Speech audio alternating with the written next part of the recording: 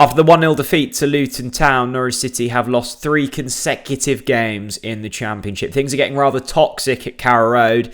Many want Dean Smith out. I think he should be given more time, and here's why.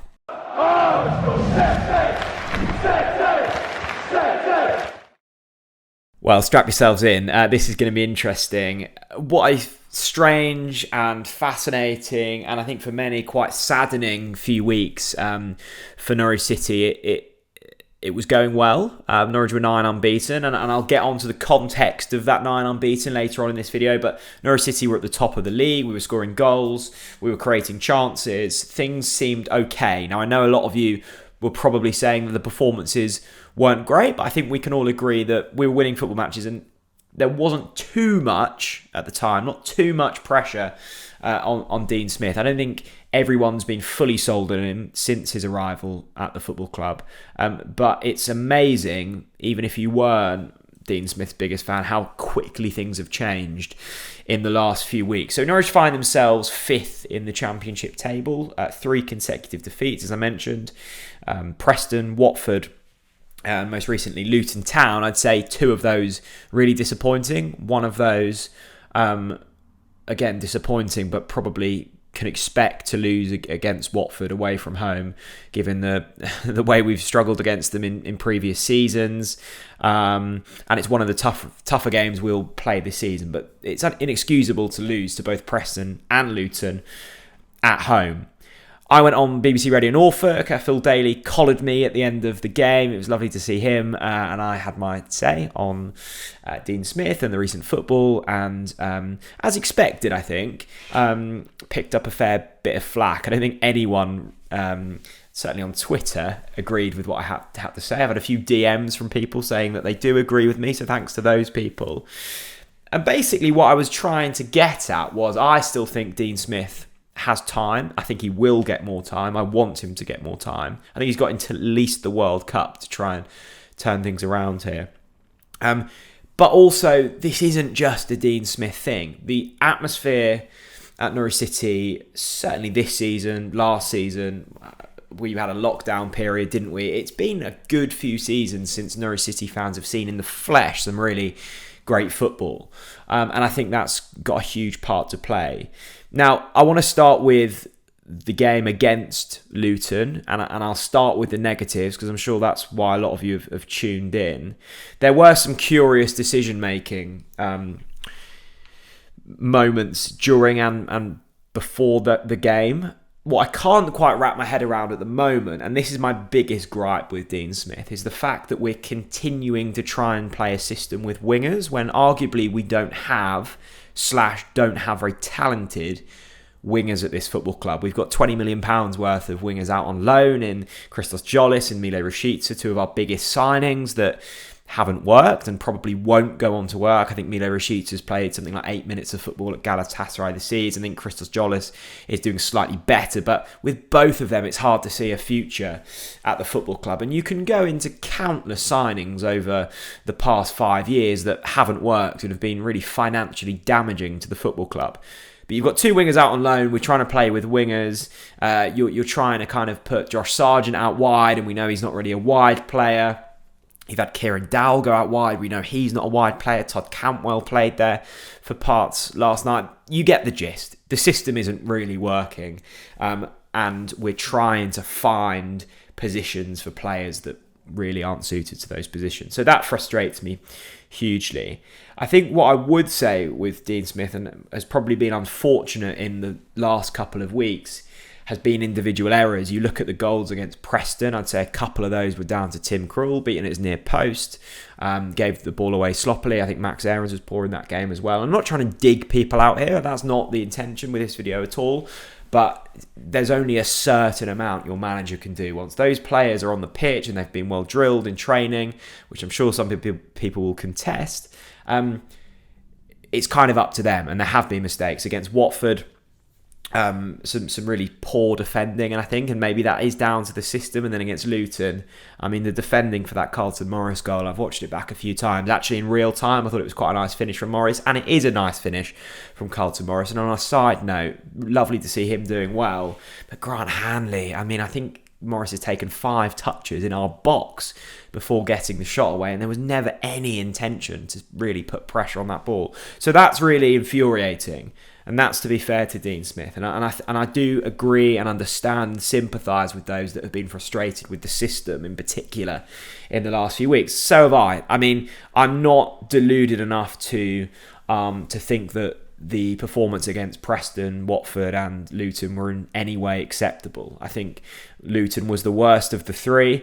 Preston was okay. I think there were a lot of defensive errors in there, which meant that we lost the game. Watford for the first 45 was poor. Second 45 was slightly better. There was a brilliant piece from Michael Bailey on The Athletic. If you have got a subscription to The Athletic, I urge you read it. And it tapped into some of the elements that I'm feeling at the moment with Norwich City, and that's that this problem is bigger than Dean Smith. Yes, you can sack the manager, and I think those that have that argument do have justification. I've read lots of valid arguments from people who don't want to see Dean Smith at the football club any longer. It feels as if they're, as well as the kind of tactical elements we've spoken about there, it's the connection to the football club that we're really struggling with as fans at the moment. And I think partly that's Norwich City's fault, and partly that's the fault of the footballing infrastructure we find ourselves in nowadays. I remember when I went, my early days of having a season ticket, particularly in those early Premier League seasons, early 2010s we're talking here, under Paul Lambert and, Chris Hughton. Although the Premier League was already a juggernaut and everyone knew what you were getting into, you still felt like you had a chance against the top teams. The Manchester Uniteds under Sir Alex Ferguson, the kind of early Roman Abramovich money at Chelsea, Arsenal under Arsene Wenger, like big clubs in their own right, but nowhere near the levels that you're going up against now in the Premier League. Manchester City, Liverpool, the money swilling around in the Premier League is extortionate. You only have to look at the accounts last week that were released by Norwich City. I think the average playing wage for the last calendar year was about £45,000 a year, which in Norwich City terms is huge sums of money. I think it was almost double that of the last time we were in the Premier League. And that is an absolute drop in the ocean compared to average weekly salaries of other Premier League football clubs. And there is this, I think, monotonous element about Norwich City's recent history that fans are starting to get bored of. We have been, certainly over the last decade, very good in the Championship and very poor in the Premier League. And that is what we're in at the moment. That's the system in which we're operating in. I think it's the system that we've been restrained by with our financial resource. And I think that may start to change over the coming years with new American investment through Marco Taniazo. But it's going to be slow, and we will be in this system, it's particularly financial system, for a long while. So we have to get used to how do we enjoy that. And I think for many, the Daniel Farke reign was that relief. It was a connection between manager and fans. I think Webber had a big part to play in that. I think he was very clear. There was a clarity about him when he first came into the football club that I don't think we see with Stuart anymore. And I think that's partly down to mismanagement of funds when it comes to recruitment, getting big decisions wrong, his recent kind of involvement with his mountaineering and his charity work, which has meant that he hasn't been able to fulfill 100% of his duties at the football club. So there's been change. And I think the big thing for Norwich City is we've gone from one extreme to another. Dean Smith is very dry. There's not too much charisma about him. But to be honest, and this is my way of looking at football, I don't really care too much about that as long as we're winning football matches, which was why during that 9-game unbeaten run, when I think there were some who were starting to turn on Dean Smith, which I think a lot of outsiders couldn't quite understand, but I do get it, right? The football wasn't great.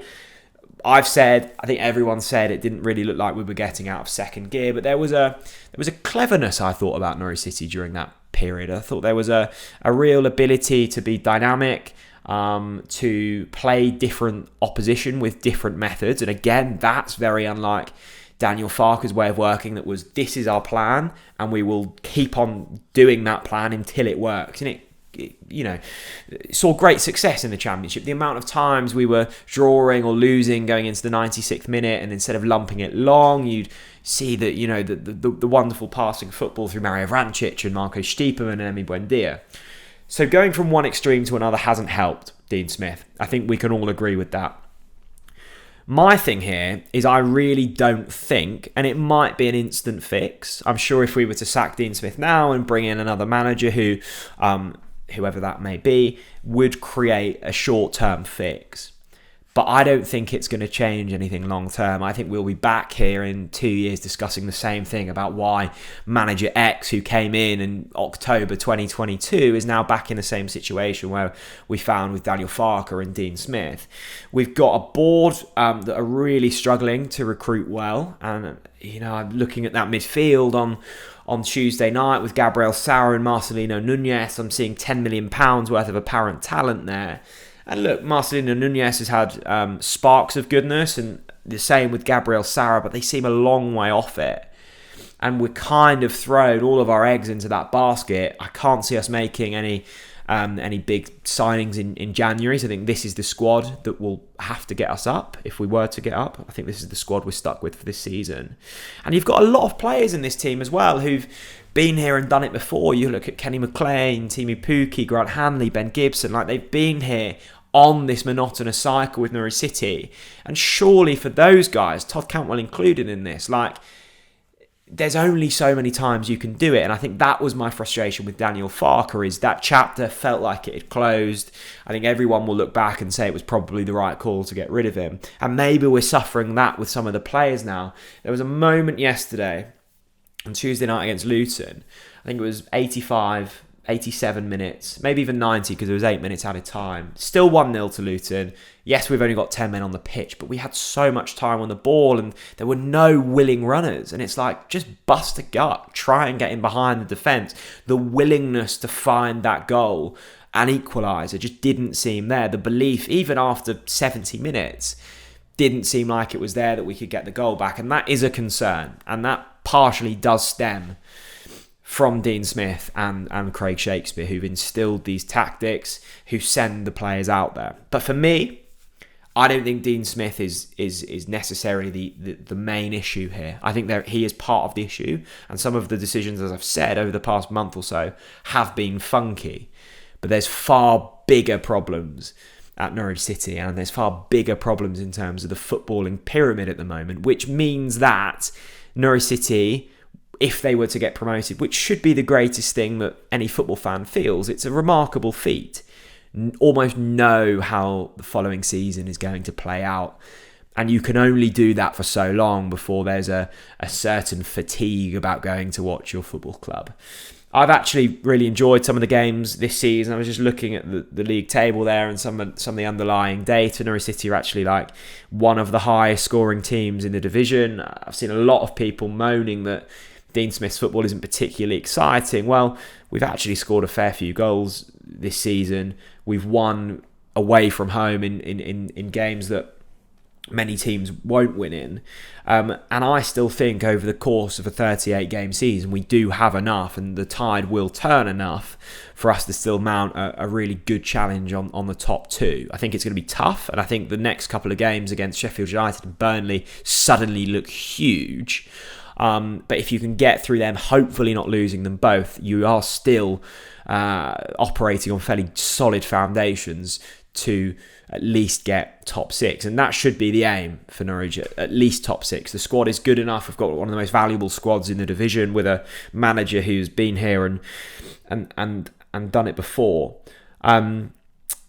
Yeah, I thought the comments from Nathan Jones were particularly interesting after the game. He said that this is the toughest place to come in the division. He said they're fluent, they've got good players, good individuals and good structure. Other managers look at our team and even after last night's performance, which was poor, are still very jealous of what we have going on at Norwich City. The Dean Smith interview afterwards with Chris Gorham of Radio Norfolk was fascinating as well. I think it was the first time I'd heard Dean Smith quite animated, quite angered with what he'd seen. It was more centred around the officiating, but there was a little comment in there that really caught my eye, or ear, because I heard it, not saw it. saying that he was disappointed with how quiet it was first half, which it was, because if Norwich had have won, they would have been top of the league. And that's the thing that is incredible about the Championship and about football in general, is there is such a toxic atmosphere at Norwich City at the moment. But people are forgetting, if we'd have won last night, we would have been top of the table. We're still within the top 6. I know it's clustered. I know we're on a serious downward trend at the moment. But we're in touching distance. And I think that can't be forgotten. We've seen that we can do it before. There's no reason to say why we can't do it again. Dimi Anulis, Isaac Hayden now returning back into the fold. I think they're 2 of the first names on the team sheet, to be perfectly honest. There needs to be tweaks with the tactical setup. You need to be seeing Josh Sargent through the middle.